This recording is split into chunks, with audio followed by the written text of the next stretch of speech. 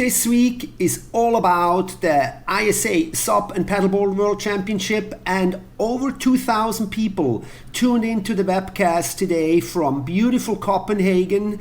Great venue to have a paddle world championship. It is a flat water world championship this time, not necessarily what we know the ISA for, but it is a really good idea to hold a world championship in a city, in a venue like this. The venue looks great place for spectators, great place for camera and media teams. And the webcast itself, as always, a great production. Just like the way we would envision it, you have 3 guys sitting in a studio, the commentators, and you bounce back and forth between studio and live shots from the parade. So that was really cool. Looking at the team roster this year, there were 40 teams, somewhat 180 athletes, so we can be assured we have the world's SUP elite all gathered in one place, which makes this week particularly exciting because we haven't had this since the Euro Tour in Barcelona. The SUP race sport has been rather fragmented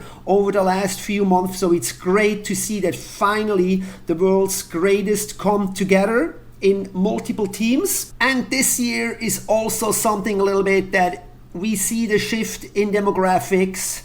I just went back on my website and looked from when we first covered the ISA. That was actually starting back in 2013. People, that's 11 years ago, over a decade, when the ISA started in Peru with just a few people. But from that point on forward, the SUP sport was dominated by teams from the US, California namely. We had Hawaii and we had Australia mostly, and that is no more. Looking at the teams this year, Australia is represented by one paddler, Mr. Michael Boothie, who's been in the sport for who knows how long. But back then we had like Tareen Black, we had James Casey, we had like guys like Lincoln Dews.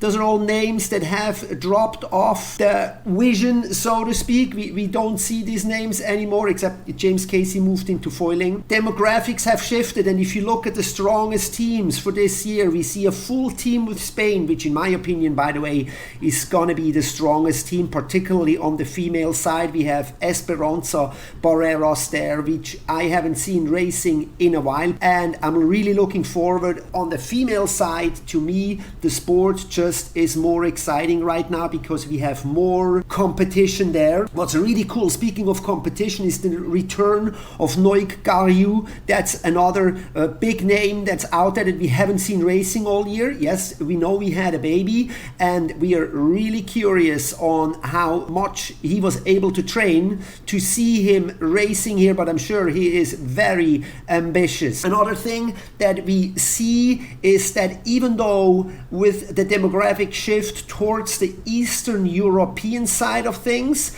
we don't have that many teams and we don't have that strong of a representation of Eastern Europe at the ISA as of yet. There are 5 Eastern European countries, are Hungary, Poland, Latvia, Slovenia, and the Czech team, which is the largest, and the other teams are only represented by just a very few athletes. And the most prominent name out of Eastern Europe that is actually missing is Mr. Andriy Krator. So we're still missing out on that side of the world. We were missing Shrimpy Shuriaraki, which I feel is a big loss because that guy is definitely a world champion contender and in my opinion the number 1 guy to beat. So that's very unfortunate that he is missing. On the female side, another very strong competitor is missing from Argentina. Juliette Duham is missing. But who is going to be the strongest team? If we want to do a little bit of a prediction here, and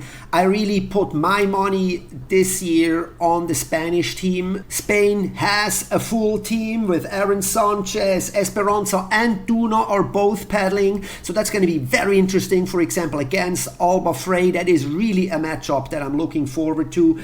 We must not rule out the French, of course, because on the French side we have Mélanie Lafenêtre and Yona Rive, also 2 very strong paddlers. Right, actually people saying that US SUP is having problems. The US is actually showing up with a full team and with some good names in there, like the two juniors coming out of the US, Sorin Preston and Bodie von Allmen. And of course we have Seychelles last year in Thailand, looking really strong and somewhat revamped her SUP career. Also in the mix, of course, Mary-Carmen Rivera, who is the current world number 1 on the SUP world rankings. That's gonna be super interesting. I can't wait to see them racing. On the men's side, of course, I think it's gonna be a very cool thing to see Donato France going head to head with Noik Gariou. I think that's going to be very interesting. Rai Taguchi is in the mix there too from Japan,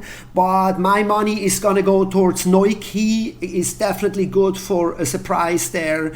We haven't seen him again, but I know this guy is strong, and I'm pretty sure he would not show up in Copenhagen if he would not have trained accordingly up for this race. We must also definitely not forget Christian Andersen. We have not seen the most of him and the best of him this year, in all honesty, but I think he is definitely good for a medal. So we have from Team Denmark, and of course the story there with Team Denmark sticking there already, is Casper Steinfort. One last time he's racing the team relay, so that's really cool, like a symbolic end to his career. So I think that is really cool. Team Italy, I don't want to rule out Team Italy. We have like veterans there, like Mr. Claudio Nica there, and then Cecilia Pompinella paddling in the juniors, who definitely made a name for herself. And sticking with the Italians on the men's side, we have guys on rosters such as Riccardo Rossi, Filippo Mercuroli and Davide Alpino. And apparently Filippo Mercuroli is ranked number 7 on the world SUP racing ranking. So interesting to see what's going to happen there. So we are in for a treat this next 7 days, with finally all the names are coming together. It's been so many months since we have seen everybody come together at once, and I'm really looking forward to the webcast that the ISA is dishing out for us for this entire week, and we'll see you in the next one.